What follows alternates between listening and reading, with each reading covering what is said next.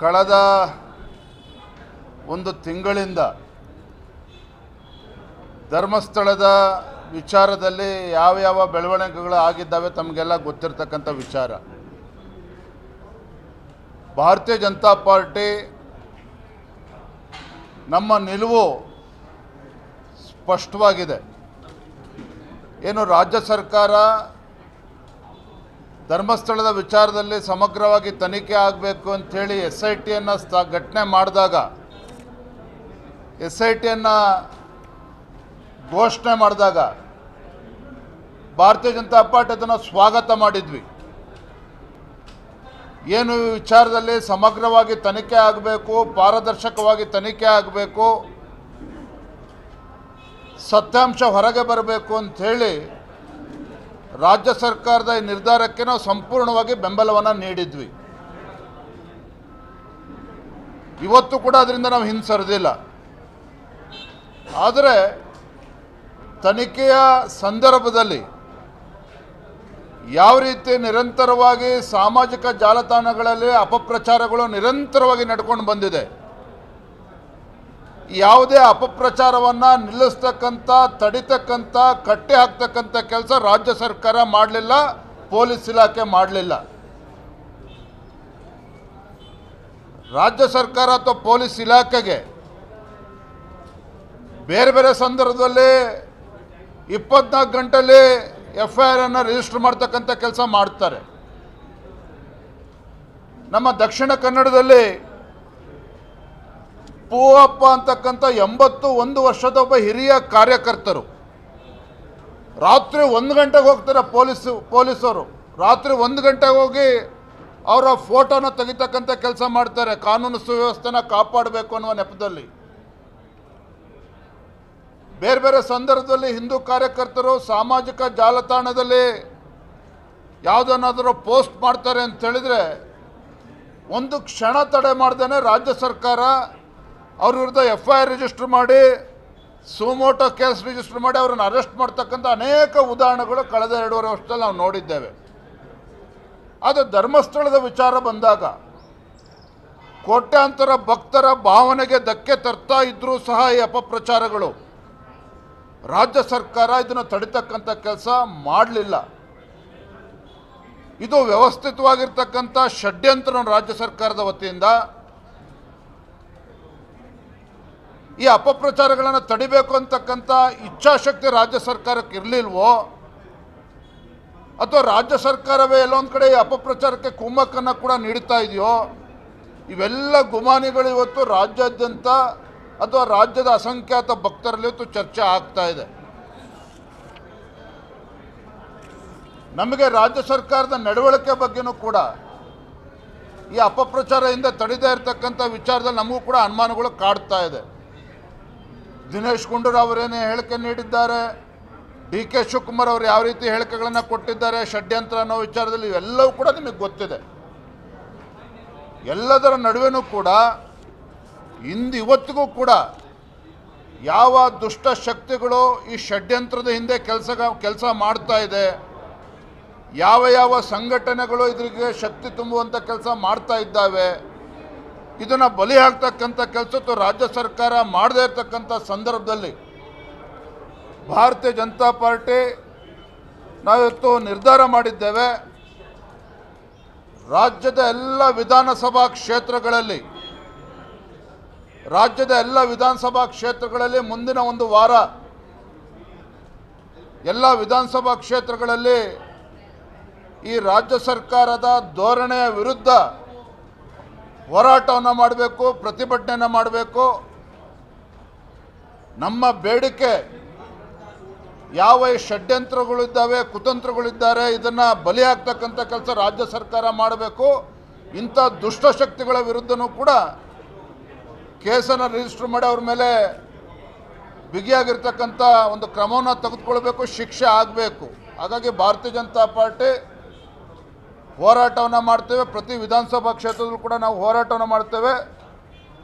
ಧರ್ಮದ ಉಳಿವಿಗಾಗಿ ಧರ್ಮ ಯುದ್ಧ ನಾವು ಇವತ್ತು ಘೋಷಣೆಯನ್ನು ಮಾಡಿದ್ದೇವೆ. ನಾಳೆಯಿಂದ ಮುಂದಿನ ಒಂದು ವಾರ ಎಲ್ಲ ವಿಧಾನಸಭಾ ಕ್ಷೇತ್ರದಲ್ಲೂ ಕೂಡ ನಾವು ಪ್ರತಿಭಟನೆಯನ್ನು ನಾವು ಮಾಡೋರಿದ್ದೇವೆ. ನಾಳೆಯಿಂದನೇ ಪ್ರಾರಂಭ ಆಗ್ತದೆ.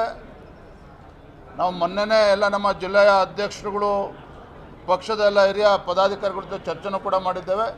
ನಾಳೆಯಿಂದನೇ, ಯಾಕೆಂದರೆ ಇವತ್ತು 3-4 ಹಂತದಲ್ಲಿ ಹೋರಾಟ ಆಗ್ತಕ್ಕಂಥದ್ದು. ಹಾಗಾಗಿ ಎಲ್ಲ ವಿಧಾನಸಭಾ ಕ್ಷೇತ್ರಗಳಲ್ಲಿ ನಾಳೆಯಿಂದ ಚಾಲನೆ ಕೊಡ್ತಾ ಇದ್ದೇವೆ. ನಾಳೆಯಿಂದ ಹೋರಾಟ ಪ್ರಾರಂಭ ಆಗ್ತದೆ.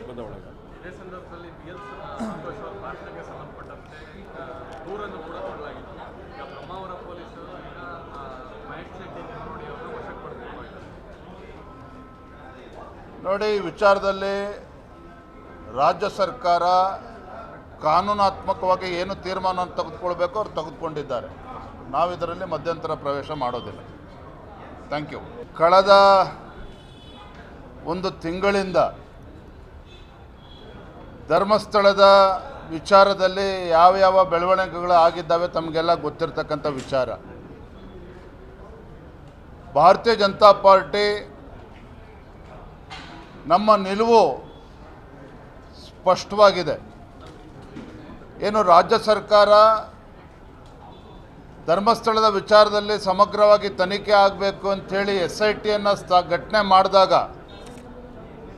SITಯನ್ನು ಘೋಷಣೆ ಮಾಡಿದಾಗ ಭಾರತೀಯ ಜನತಾ ಪಾರ್ಟಿ ಅದನ್ನು ಸ್ವಾಗತ ಮಾಡಿದ್ವಿ. ಏನು ಈ ವಿಚಾರದಲ್ಲಿ ಸಮಗ್ರವಾಗಿ ತನಿಖೆ ಆಗಬೇಕು, ಪಾರದರ್ಶಕವಾಗಿ ತನಿಖೆ ಆಗಬೇಕು, ಸತ್ಯಾಂಶ ಹೊರಗೆ ಬರಬೇಕು ಅಂಥೇಳಿ ರಾಜ್ಯ ಸರ್ಕಾರದ ಈ ನಿರ್ಧಾರಕ್ಕೆ ನಾವು ಸಂಪೂರ್ಣವಾಗಿ ಬೆಂಬಲವನ್ನು ನೀಡಿದ್ವಿ. ಇವತ್ತು ಕೂಡ ಅದರಿಂದ ನಾವು ಹಿಂಸರಿದಿಲ್ಲ. ಆದರೆ ತನಿಖೆಯ ಸಂದರ್ಭದಲ್ಲಿ ಯಾವ ರೀತಿ ನಿರಂತರವಾಗಿ ಸಾಮಾಜಿಕ ಜಾಲತಾಣಗಳಲ್ಲಿ ಅಪಪ್ರಚಾರಗಳು ನಿರಂತರವಾಗಿ ನಡ್ಕೊಂಡು ಬಂದಿದೆ, ಯಾವುದೇ ಅಪಪ್ರಚಾರವನ್ನು ನಿಲ್ಲಿಸ್ತಕ್ಕಂಥ, ತಡಿತಕ್ಕಂಥ, ಕಟ್ಟಿ ಹಾಕ್ತಕ್ಕಂಥ ಕೆಲಸ ರಾಜ್ಯ ಸರ್ಕಾರ ಮಾಡಲಿಲ್ಲ, ಪೊಲೀಸ್ ಇಲಾಖೆ ಮಾಡಲಿಲ್ಲ. ರಾಜ್ಯ ಸರ್ಕಾರ ಅಥವಾ ಪೊಲೀಸ್ ಇಲಾಖೆಗೆ ಬೇರೆ ಬೇರೆ ಸಂದರ್ಭದಲ್ಲಿ 24 ಗಂಟೆಯಲ್ಲಿ FIR ಅನ್ನು ರಿಜಿಸ್ಟರ್ ಮಾಡ್ತಕ್ಕಂಥ ಕೆಲಸ ಮಾಡ್ತಾರೆ. ನಮ್ಮ ದಕ್ಷಿಣ ಕನ್ನಡದಲ್ಲಿ ಪೂವಪ್ಪ ಅಂತಕ್ಕಂಥ 81 ವರ್ಷದ ಒಬ್ಬ ಹಿರಿಯ ಕಾರ್ಯಕರ್ತರು ರಾತ್ರಿ 1 ಗಂಟೆಗೆ ಹೋಗ್ತಾರೆ. ಪೊಲೀಸರು ರಾತ್ರಿ 1 ಗಂಟೆಗೆ ಹೋಗಿ ಅವರ ಫೋಟೋನ ತೆಗಿತಕ್ಕಂಥ ಕೆಲಸ ಮಾಡ್ತಾರೆ, ಕಾನೂನು ಸುವ್ಯವಸ್ಥೆನ ಕಾಪಾಡಬೇಕು ಅನ್ನುವ ನೆಪದಲ್ಲಿ. ಬೇರೆ ಬೇರೆ ಸಂದರ್ಭದಲ್ಲಿ ಹಿಂದೂ ಕಾರ್ಯಕರ್ತರು ಸಾಮಾಜಿಕ ಜಾಲತಾಣದಲ್ಲಿ ಯಾವುದನ್ನಾದರೂ ಪೋಸ್ಟ್ ಮಾಡ್ತಾರೆ ಅಂತ ಹೇಳಿದರೆ ಒಂದು ಕ್ಷಣ ತಡೆ ಮಾಡ್ದೇ ರಾಜ್ಯ ಸರ್ಕಾರ ಅವ್ರ ವಿರುದ್ಧ FIR ರಿಜಿಸ್ಟರ್ ಮಾಡಿ, ಸುಮೋಟೋ ಕೇಸ್ ರಿಜಿಸ್ಟರ್ ಮಾಡಿ ಅವರನ್ನು ಅರೆಸ್ಟ್ ಮಾಡ್ತಕ್ಕಂಥ ಅನೇಕ ಉದಾಹರಣೆಗಳು ಕಳೆದ 2.5 ವರ್ಷದಲ್ಲಿ ನಾವು ನೋಡಿದ್ದೇವೆ. ಅದು ಧರ್ಮಸ್ಥಳದ ವಿಚಾರ ಬಂದಾಗ ಕೋಟ್ಯಾಂತರ ಭಕ್ತರ ಭಾವನೆಗೆ ಧಕ್ಕೆ ತರ್ತಾ ಇದ್ದರೂ ಸಹ ಈ ಅಪಪ್ರಚಾರಗಳು ರಾಜ್ಯ ಸರ್ಕಾರ ಇದನ್ನು ತಡಿತಕ್ಕಂಥ ಕೆಲಸ ಮಾಡಲಿಲ್ಲ. ಇದು ವ್ಯವಸ್ಥಿತವಾಗಿರ್ತಕ್ಕಂಥ ಷಡ್ಯಂತ್ರ ರಾಜ್ಯ ಸರ್ಕಾರದ ವತಿಯಿಂದ. ಈ ಅಪಪ್ರಚಾರಗಳನ್ನು ತಡಿಬೇಕು ಅಂತಕ್ಕಂಥ ಇಚ್ಛಾಶಕ್ತಿ ರಾಜ್ಯ ಸರ್ಕಾರಕ್ಕೆ ಇರಲಿಲ್ವೋ, ಅಥವಾ ರಾಜ್ಯ ಸರ್ಕಾರವೇ ಎಲ್ಲೊಂದು ಕಡೆ ಈ ಅಪಪ್ರಚಾರಕ್ಕೆ ಕುಮ್ಮಕ್ಕನ್ನು ಕೂಡ ನೀಡ್ತಾ ಇದೆಯೋ, ಇವೆಲ್ಲ ಗುಮಾನಿಗಳು ಇವತ್ತು ರಾಜ್ಯಾದ್ಯಂತ ಅಥವಾ ರಾಜ್ಯದ ಅಸಂಖ್ಯಾತ ಭಕ್ತರಲ್ಲಿ ಇವತ್ತು ಚರ್ಚೆ ಆಗ್ತಾ ಇದೆ.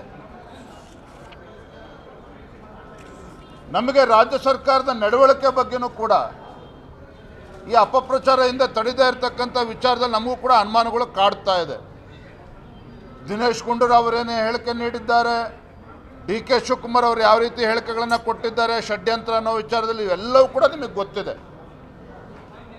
ಎಲ್ಲದರ ನಡುವೆನೂ ಕೂಡ ಇವತ್ತಿಗೂ ಕೂಡ ಯಾವ ದುಷ್ಟ ಶಕ್ತಿಗಳು ಈ ಷಡ್ಯಂತ್ರದ ಹಿಂದೆ ಕೆಲಸ ಮಾಡ್ತಾ ಇದೆ, ಯಾವ ಸಂಘಟನೆಗಳು ಇದರಿಗೆ ಶಕ್ತಿ ತುಂಬುವಂಥ ಕೆಲಸ ಮಾಡ್ತಾ ಇದ್ದಾವೆ, ಇದನ್ನು ಬಲಿ ಹಾಕ್ತಕ್ಕಂಥ ಕೆಲಸ ರಾಜ್ಯ ಸರ್ಕಾರ ಮಾಡದೇ ಇರತಕ್ಕಂಥ ಸಂದರ್ಭದಲ್ಲಿ ಭಾರತೀಯ ಜನತಾ ಪಾರ್ಟಿ ನಾವಿವತ್ತು ನಿರ್ಧಾರ ಮಾಡಿದ್ದೇವೆ. ರಾಜ್ಯದ ಎಲ್ಲ ವಿಧಾನಸಭಾ ಕ್ಷೇತ್ರಗಳಲ್ಲಿ ಮುಂದಿನ ಒಂದು ವಾರ ಎಲ್ಲ ವಿಧಾನಸಭಾ ಕ್ಷೇತ್ರಗಳಲ್ಲಿ ಈ ರಾಜ್ಯ ಸರ್ಕಾರದ ಧೋರಣೆಯ ವಿರುದ್ಧ ಹೋರಾಟವನ್ನು ಮಾಡಬೇಕು, ಪ್ರತಿಭಟನೆಯನ್ನು ಮಾಡಬೇಕು. ನಮ್ಮ ಬೇಡಿಕೆ ಯಾವ ಈ ಷಡ್ಯಂತ್ರಗಳಿದ್ದಾವೆ, ಕುತಂತ್ರಗಳಿದ್ದಾರೆ, ಇದನ್ನು ಬಲಿಯಾಗ್ತಕ್ಕಂಥ ಕೆಲಸ ರಾಜ್ಯ ಸರ್ಕಾರ ಮಾಡಬೇಕು. ಇಂಥ ದುಷ್ಟಶಕ್ತಿಗಳ ವಿರುದ್ಧನೂ ಕೂಡ ಕೇಸನ್ನು ರಿಜಿಸ್ಟರ್ ಮಾಡಿ ಅವ್ರ ಮೇಲೆ ಬಿಗಿಯಾಗಿರ್ತಕ್ಕಂಥ ಒಂದು ಕ್ರಮವನ್ನು ತೆಗೆದುಕೊಳ್ಬೇಕು, ಶಿಕ್ಷೆ ಆಗಬೇಕು. ಹಾಗಾಗಿ ಭಾರತೀಯ ಜನತಾ ಪಾರ್ಟಿ ಹೋರಾಟವನ್ನು ಮಾಡ್ತೇವೆ. ಪ್ರತಿ ವಿಧಾನಸಭಾ ಕ್ಷೇತ್ರದಲ್ಲೂ ಕೂಡ ನಾವು ಹೋರಾಟವನ್ನು ಮಾಡ್ತೇವೆ. ಧರ್ಮದ ಉಳಿವಿಗಾಗಿ ಧರ್ಮ ಯುದ್ಧ ನಾವು ಇವತ್ತು ಘೋಷಣೆಯನ್ನು ಮಾಡಿದ್ದೇವೆ. ನಾಳೆಯಿಂದ ಮುಂದಿನ ಒಂದು ವಾರ ಎಲ್ಲ ವಿಧಾನಸಭಾ ಕ್ಷೇತ್ರದಲ್ಲೂ ಕೂಡ ನಾವು ಪ್ರತಿಭಟನೆಯನ್ನು ನಾವು ಮಾಡೋರಿದ್ದೇವೆ. ನಾಳೆಯಿಂದನೇ ಪ್ರಾರಂಭ ಆಗ್ತದೆ.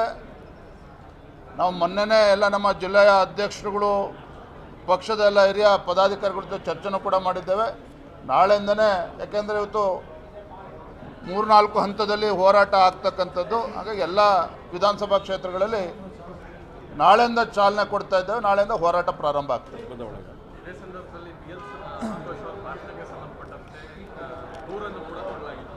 ಈಗ ಬ್ರಹ್ಮಾವರ ಪೊಲೀಸರು ಈಗ ಮಹೇಶ್ ಶೆಟ್ಟಿ ನೋಡಿ ಅವರನ್ನು ವಶಕ್ಕೆ ಪಡೆದುಕೊಂಡಿದ್ದಾರೆ. ನೋಡಿ, ಈ ವಿಚಾರದಲ್ಲಿ ರಾಜ್ಯ ಸರ್ಕಾರ ಕಾನೂನಾತ್ಮಕವಾಗಿ ಏನು ತೀರ್ಮಾನ ತೆಗೆದುಕೊಳ್ಬೇಕು ಅವ್ರು ತೆಗೆದುಕೊಂಡಿದ್ದಾರೆ. ನಾವು ಇದರಲ್ಲಿ ಮಧ್ಯಂತರ ಪ್ರವೇಶ ಮಾಡೋದಿಲ್ಲ. Thank you.